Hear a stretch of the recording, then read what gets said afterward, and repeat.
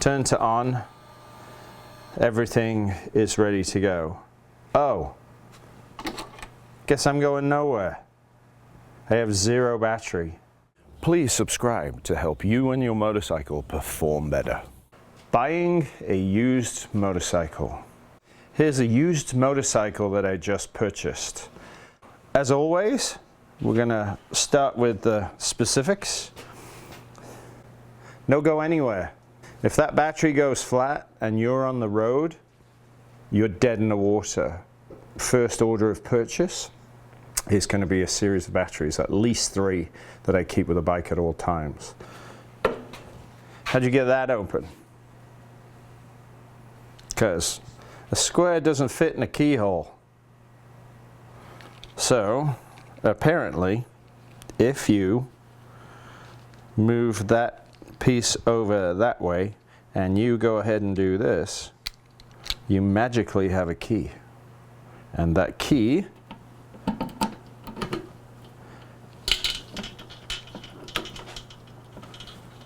will open the gas cap.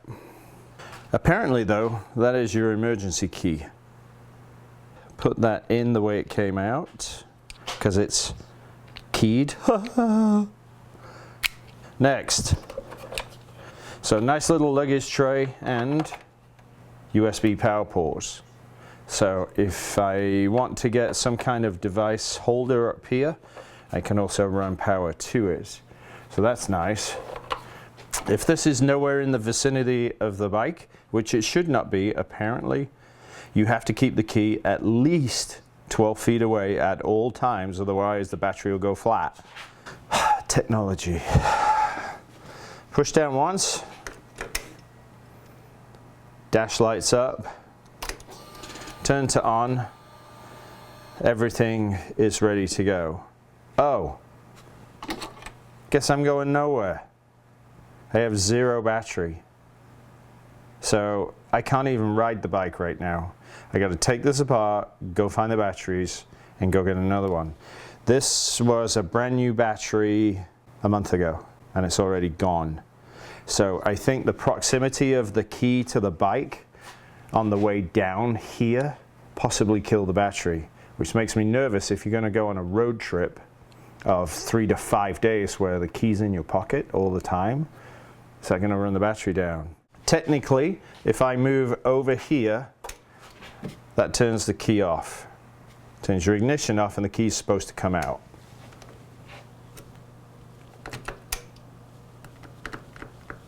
That key is not coming out. Nope. Okay, so that is the off position for key removal. We're done. The key is obviously staying in. So at this point, I'm going to leave the key in the fully off position until I read any different, where this may be a better off position, I'm not sure. Key won't come out, so I have to use the emergency key to fuel up. We've got these little things. That will be headlights, I would guess, in terms of aim. So if you load the bike up and the bike sits high, you can move the bikes down. We also have, oh look at that, we have a power port. We'll go ahead and power that up, so that'll be a 12 volt. We got a cruise control, so K-A-O-K-O.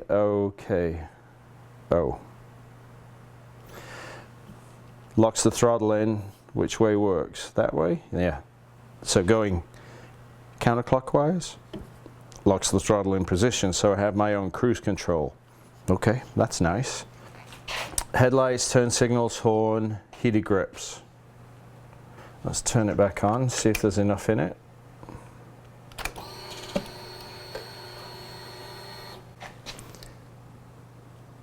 One, two, three. Ah, okay. So we're going yellow, orange, red. Gonna burn. Here comes the pain, more red, and I don't think so. This should be our windshield. All functions. Okay, and again, part of buying a used bike is that functionality. You've got to check everything works. And we have driving lights. The power is sourced, so the driving lights are up front. We also have two monster horns, which should make quite the racket when they're going. Headlights, so let's check our lights now. Both of those are lit. Obviously, if we're going to start it, then these will light up. And then we've got to check high and low beam, but for now the two riding lights work fine. And then let's go around the tail of the bike while we're doing lights. Turn signals work, turn signals work. Brake light on the rear. So our LED, flashy bright, stay away from me, is working. And the main brake light works. Let's use the front. So all our lights work, so that's good. So on the light and sound check, horn coming up. Okay, that works. So we know now if we're buying this, we can ride it away at this point because all the lights work. It doesn't mean the brakes work. So at that point, let's spin the rear wheel and see if the rear locks it. Put my foot on the peg, there it is. Yep, that works fine. And then we'd have to roll the bike to check the front brakes work, but that's all good. Well, I can hold it on the, can we tip it? Yeah, good luck. Even if you stood on it, Mr. Williams, I don't think it's going to tip. It is a behemoth. It's an aircraft carrier. So at that point, if the front brakes work, then obviously we got to check tires. So now, tire wear and pressure. So we can see here, these are actually pretty new. They're Pirelli Angels, GTs, and there's not a huge flat spot. The tire visually is round, the tread is real deep. The center tread is extremely deep and new, so new rear tire, so that's good.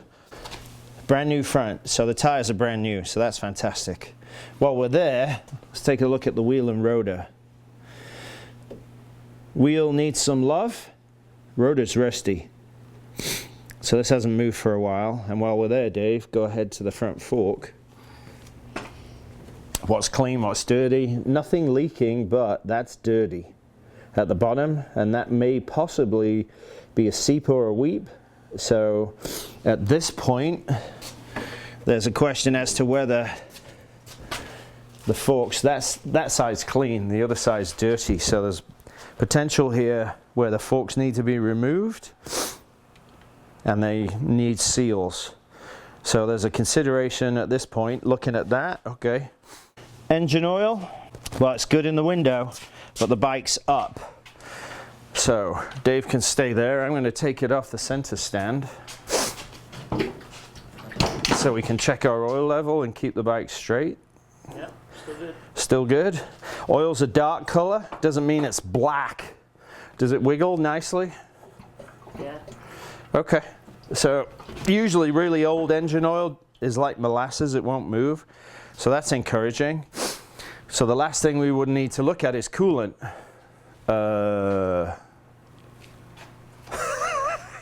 So yeah, good luck with that, I guess. Lots of wires, lots of ram air ducts, headlights. Time for the manual.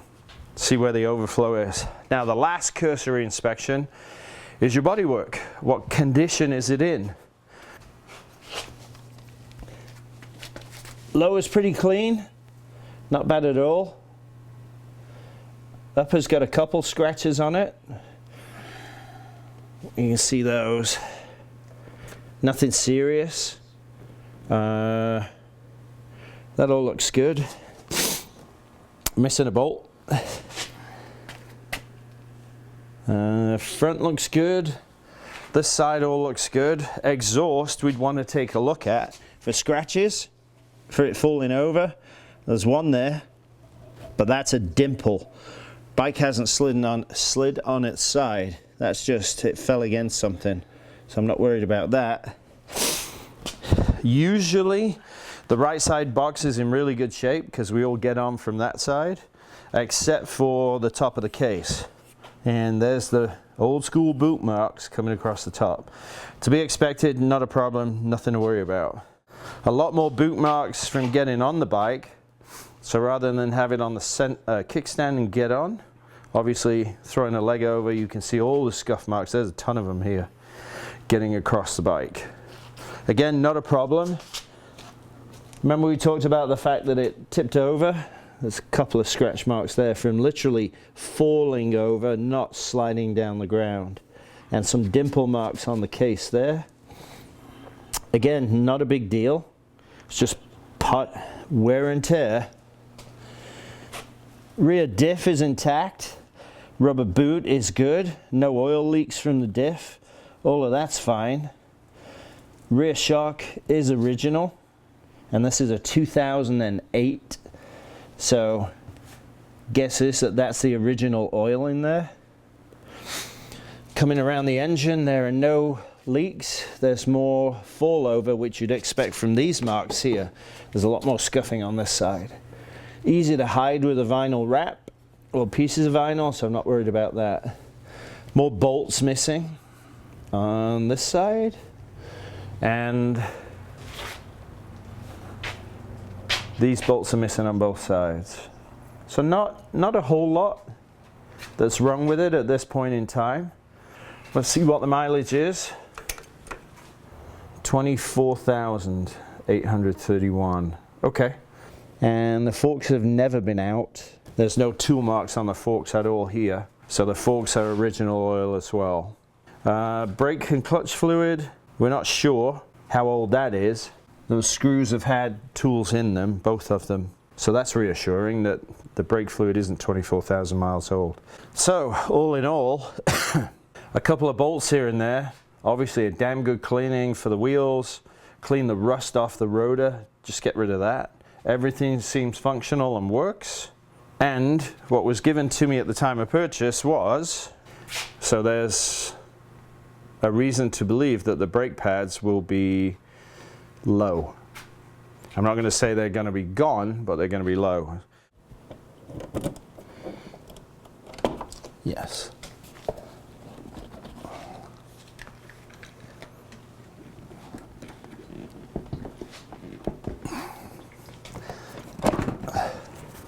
That's a lot of stuff. A little bit of rust, I'll cover that with primer on the fuel tank. No brainer, no problem. Excuse me. Brake reservoir. Fluid's clear, that's nice. We've got some relays. That looks like it will be aftermarket, possibly for the headlights. And then of course, ECU. 2 pieces to the ECU, so I'm going to be interested to see what that is when I read up on it. And then aftermarket here, I'm going to guess that is for the rear brake light. The battery is behind there. So to get to the battery, you pull that out, then you pull these off, you pull the plate out by moving the bodywork out of the way, and then you get to the battery. Big bikes require big patience because there is so much to take apart. So then we go back to our emergency key situation. We've got to put the seat back in, otherwise the key won't come out. We've got 2 slides here where the seat goes. Notice how that one's wide and that one's crushed. So this side's been sitting on it and this one's been sitting in it. So let's fix that. Ooh, that's tough.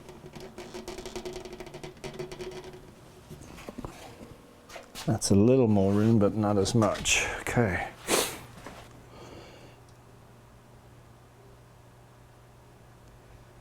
We only need as much as we need, right?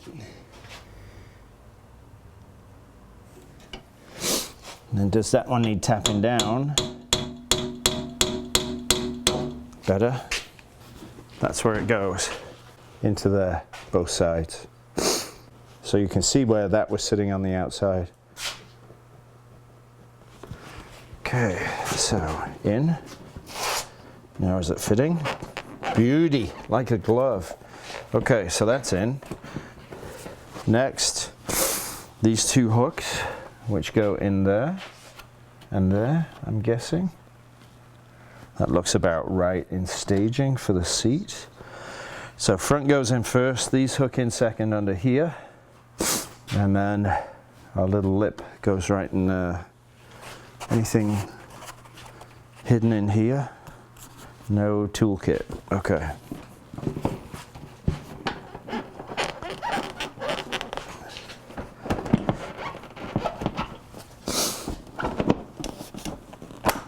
Click, done.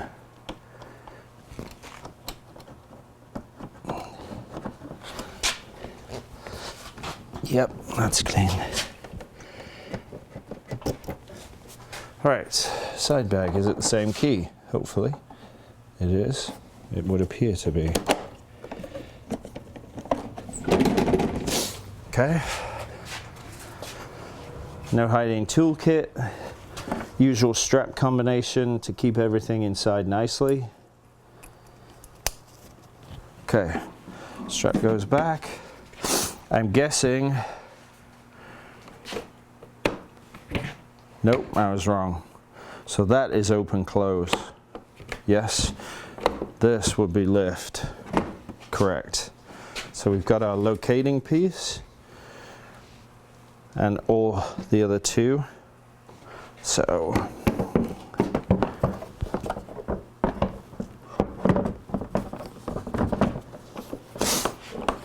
not correct because that will not sit. Okay. And then on the key, there's the lock for the handle. So we've got to turn that away, push that down, turn the key, remove it. All right. Now, is the back key the same key? It is not. So let's do this one first. Same thing, all good, all pieces are intact. Okay.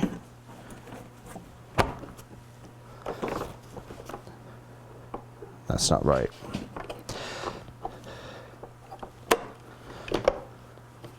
There we go. That, and that.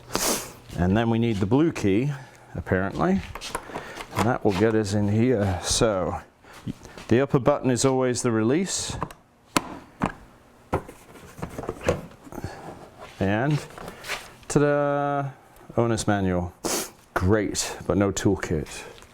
So, I'll do some reading tonight on this as to where certain things are. To close it, the top lip goes over, you pull down, and that takes that off. If you want the box off, you push the big red clip on the bottom in, and it pops it right off.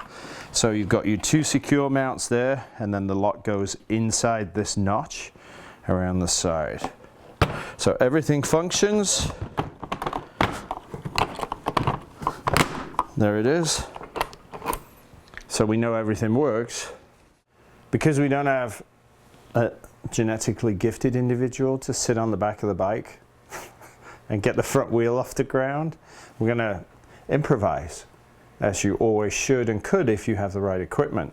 So if we simply push that and put it against the rear tire without taking it off the center stand, spin the rear wheel, spin the front wheel. Dave, hit the brakes one more time. Keep them on.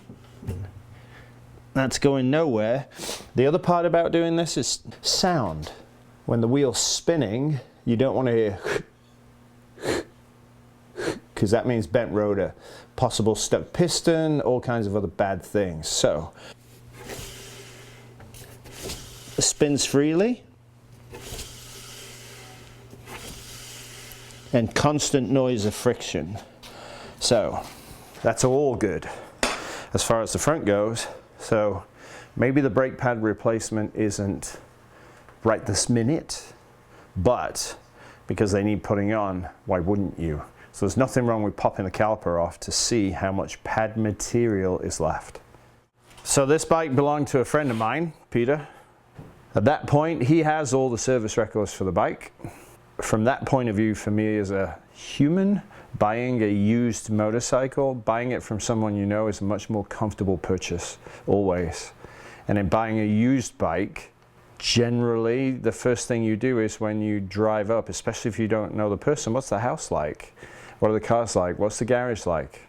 That immediately gives you a sense, not necessarily a projection about what the bike's going to be like.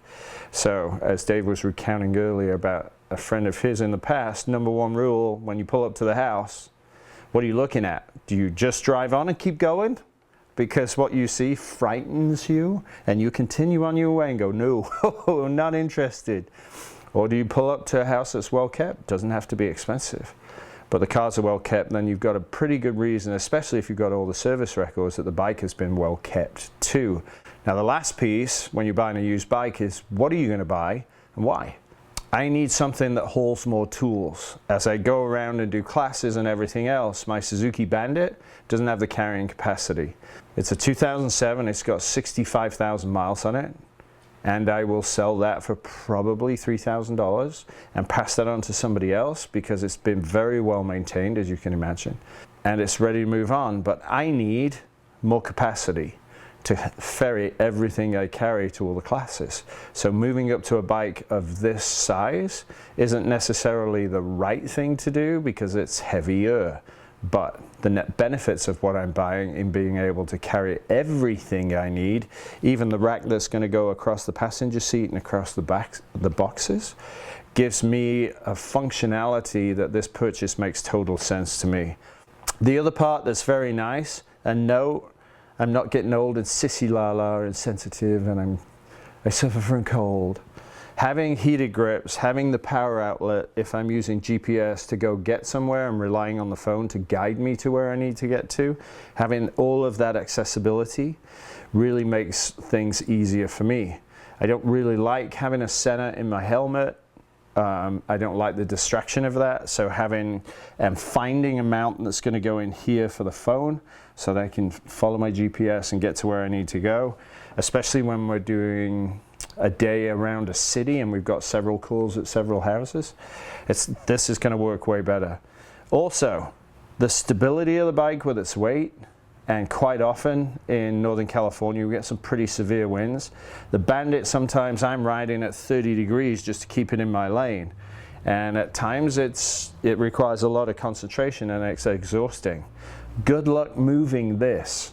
I'm not sure what wind it will take to move it, but it's got to be over 50 miles an hour to make it go sideways and stay there. So there's another piece of the puzzle there for me in buying this particular motorcycle, that is stability. And when I've got my cruise control on and I'm relaxing, simply because also of my physical deformity from rugby and scoliosis, I can let my left hand rest for a minute with the cruise control on, so I can actually relax when I'm riding it, and the Bandit doesn't have that. The Bandit also has different handlebars, don't suit me at all. So having these high-rise bars on the Concours makes me ergonomically a lot more comfortable, a lot. Total picture, total purchase. Yes, I know everybody wants to know, it was $4,000. I'm going to be doing quite a bit of work to the bike, obviously, because it's going to be mine and I've got to make it work for me. And the first part is to get it up to where I am comfortable with it mechanically, and that's going to be a full service of everything. Got a little bit of work ahead of me.